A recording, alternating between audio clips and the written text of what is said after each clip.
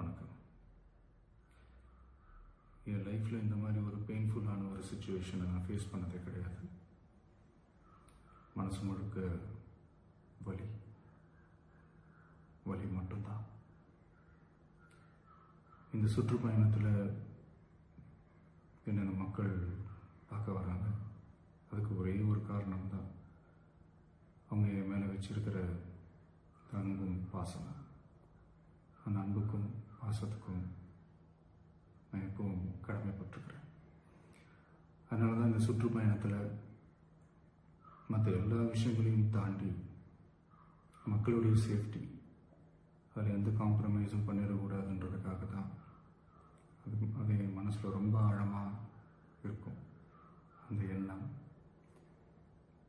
அதனால தான் இந்த அரசியல் காரணங்கள் எல்லாத்தையும் தவிர்த்துட்டு ஒதுக்கி வச்சுட்டு மக்களுடைய சேஃப்டி மட்டும் மைண்டில் வச்சுக்கிட்டு அதுக்கான இடங்களை சூஸ் பண்ணுறது, அதுக்கான இடங்களை பார்த்து பர்மிஷன் கேட்குறது, போலீஸ் டிபார்ட்மெண்ட்டில் அதை ரிக்வெஸ்ட் பண்ணி கேட்போம். ஆனால்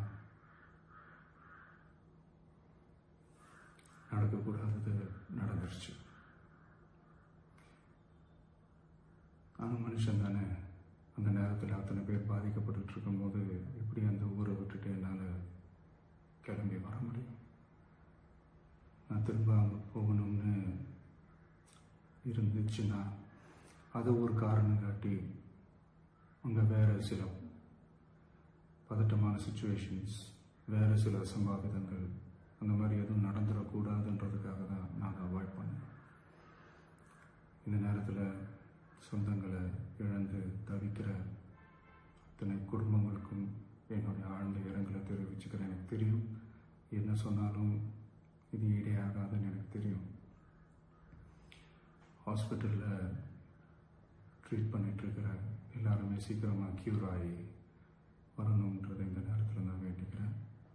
கூடிய சீக்கிரமே உங்கள் எல்லாரையும் நான் சந்திக்கிறேன். இந்த நேரத்தில் எங்களுடைய வலிகளை, எங்களுடைய நிலைமையை புரிஞ்சுக்கிட்டு எங்களுக்காக பேசின அரசியல் கட்சிகளை சார்ந்த நண்பர்கள், தலைவர்கள் அனைவருக்கும் என்னுடைய நன்றியை தெரிவிச்சுக்கிறேன். கிட்டத்தட்ட ஒரு 5 மாவட்டத்துக்கு பிரச்சாரத்துக்கு போனோம்.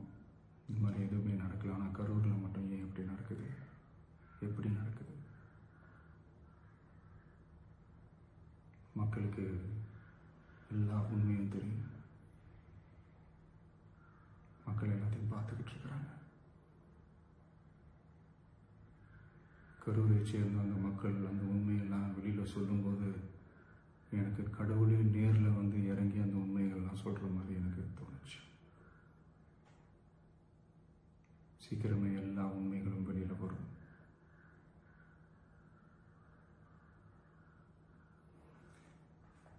எங்களுக்கு தரப்பட்ட இடத்துல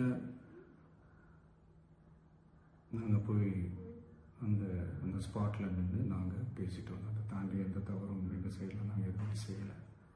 பட் இருந்தாலும் எங்கள் கட்சியை சேர்ந்த நிர்வாகிகள், தோழர்கள் மேலே எஃப்ஐஆர், அது மட்டும் இல்லை சோஷியல் மீடியாவை சேர்ந்த நண்பர்கள், தோழர்கள் அவங்க மேலே எஃப்ஐஆர்லாம் போட்டு இப்போ பிடிச்சிட்டு இருக்கிறாங்க.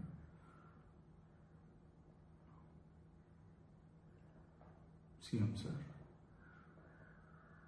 உங்களுக்கு ஏதாவது இந்த பழி வாங்கணும் அப்படின்ற எண்ணம் ஏதாவது இருந்துச்சுன்னா என்ன வேணாலும் பண்ணுங்க. அவங்க மேலே கை வைக்காதீங்க. நான் ஒன்று வீட்டில் இருப்பேன், இல்லை நான் ஆஃபீஸில் இருப்பேன். என்ன வேணாலும் செய்யுங்க. நண்பர்களே, தோழர்களே, நம்மளோட அரசியல் பயணம் இன்னும் ஸ்ட்ராங்காக, இன்னும் தைரியத்தோட கண்டினியூ ஆகும்.